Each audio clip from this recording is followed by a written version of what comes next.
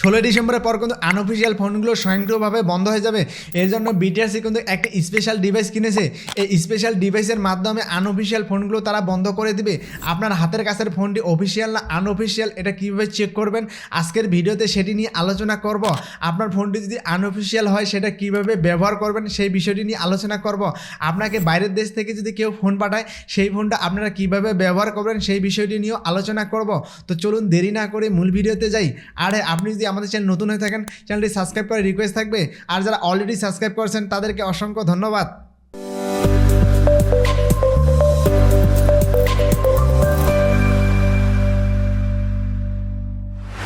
শুরুতে আপনাদেরকে দেখাই আপনার ফোনটি অফিসিয়াল না আনঅফিসিয়াল এটা কীভাবে চেক করবেন। এর জন্য আপনি চলে যাবেন আপনার মোবাইলের ডায়াল প্যাডে আসার পর টাইপ করবেন *#06#। এরপর এখান থেকে এমআই নাম্বারটি কপি করে নেবেন। এরপর ওকেতে ক্লিক করবেন। এরপর আপনার মেসেজ বক্সে যাবেন। এরপর স্টার চ্যাটে ক্লিক করবেন। এরপর এখান থেকে টাইপ করবেন 16002। এরপর ডানে ক্লিক করবেন। এরপর এখানে টাইপ করবেন KYD। এরপর স্পেস দিবেন। স্পেস দিয়ে আপনার এমআই নাম্বারটি পেস্ট করে দিবেন। এরপর এটি সেন্ড করে দিবেন। সেন্ড করার সাথে সাথে তারা আমাকে একটি SMS দিয়েছে, ডিভাইসটির IMEI বিটিআরসি ডাটাবেজে পাওয়া গেছে। আমার ফোনটি যেহেতু রেজিস্টার করা তাই আমাকে এই SMSটি দিয়েছে। আপনার ফোনটি যদি রেজিস্টার করা না থাকে সেক্ষেত্রে তারা বলতো ডিভাইসটির IMEI বিটিআরসি ডাটাবেজে পাওয়া যায়নি। যখন দেখবেন আমার মতো IMEI নাম্বারটি বিটিআরসি ডাটাবেজে পাওয়া গেছে তখন ধরে নেবেন আপনার ফোনটি রেজিস্টার করা আছে।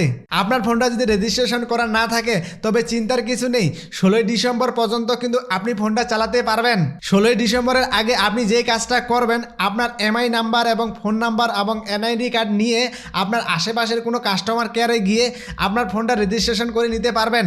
এছাড়া আপনি যদি নিজে রেজিস্ট্রেশন করতে চান সেক্ষেত্রে NEIR.BTRC ওয়েবসাইটে গিয়ে আপনি নিজে রেজিস্ট্রেশন করে নিতে পারবেন। এভাবে কিন্তু আপনার ফোনটি আপনি অফিসিয়াল করে নিতে পারবেন। 16 ডিসেম্বরের পর কিন্তু আমরা আনঅফিসিয়াল ফোনগুলো ব্যবহার করতে পারবো না। আমরা যখন নতুন কোনো ফোন কিনতে যাব তখন কিন্তু আমাদের অফিসিয়াল ফোন কিনতে হবে। আমরা আগে যেমনটা করতাম, আমরা একটু যদি বাজেট কম হতো বা টাকা শর্ট থাকতো তাহলে কিন্তু আমরা আনঅফিসিয়াল ফোনগুলো কিনে ব্যবহার করতে পারতাম। কিন্তু 16 ডিসেম্বরের পর থেকে আমরা কিন্তু আনঅফিসিয়াল ফোনগুলো আর ব্যবহার করতে পারবো না। আমাদের ফোন অফিসিয়াল করার ফলে আমরা যে সুবিধাটা পাবো, আমাদের ফোন যদি হারিয়ে যায় বা চুরি হয়ে যায় তখন আমাদের ফোনের IMEI নাম্বার দিয়ে আমরা কিন্তু খুব সহজে ট্র্যাক করতে পারবো। 16 ডিসেম্বরের পর যদি আমরা নতুন কোনো ফোন কিনতে যাই তাহলে কিন্তু আমাদেরকে অফিসিয়াল ফোন কিনতে হবে। আমরা যদি আনঅফিসিয়াল ফোন কিনি তাহলে কিন্তু ব্যবহার করতে পারবো না। ফোন কেনার আগে আপনি যে কাজটা করবেন, আমি যে প্রসেসটি দেখালাম এই প্রসেসে আপনি অন্য একটা ফোনে চেক করে নেবেন যে আসলে এই ফোনটি অফিসিয়াল না আনঅফিসিয়াল।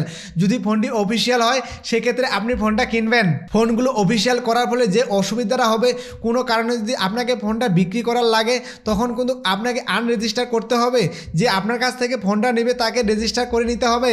16 ডিসেম্বরের পর সব ফোনগুলো অফিসিয়াল করার ফলে যেটা অসুবিধা হবে, যারা আগে আনঅফিসিয়াল ফোন বিক্রি করতো তারা কিন্তু আর আনঅফিসিয়াল ফোন বিক্রি করতে পারবে না। যারা অল্প দামে অল্প বাজেটে কিন্তু আনঅফিসিয়াল ফোন কিনতো তারা কিন্তু আর আনঅফিসিয়াল ফোন কিনতে পারবে না। এক্ষেত্রে কিন্তু ফোনের দাম অনেক বেশি হয়ে যাবে সরকারি ভ্যাট ট্যাক্স যোগ করে। যেমন ধরুন একটা ফোনের মূল্য 1.5 লাখ টাকা, সেই ফোনটার সরকারি ভ্যাট ট্যাক্স যোগ করে মূল্য দাঁড়াবে 2 লাখ টাকা। এখন যদি 16 ডিসেম্বরের পর আপনি যদি নতুন কোনো ফোন কিনেন তাহলে অবশ্যই আপনাকে অফিসিয়াল ফোন কিনতে হবে, না হলে কিন্তু আনঅফিসিয়াল ফোন ব্যবহার করতে পারবেন না। এখন কথা হলো, আমাকে যদি কেউ বাইরের দেশ থেকে ফোন পাঠায় সেই ফোনটা আমি বাংলাদেশে কিভাবে ব্যবহার করব। আগে এভাবে বাংলাদেশে সবাই ব্যবহার করতো, কিন্তু অফিসিয়াল ফোন করার ফলে এখন কিন্তু আর সেটা ব্যবহার করতে পারবে না। এক্ষেত্রে আপনাকে যে কাজটা করতে হবে, আপনি যে বাইরের দেশ থেকে ফোনটা কিনেছেন সেই পেমেন্ট ইনফরমেশন দিয়ে বাংলাদেশের সিম এবং NID কার্ড দিয়ে আপনাকে ফোনটা রেজিস্টার করে নিতে হবে। রেজিস্টার করলে আপনার ফোনটা অফিসিয়াল হবে।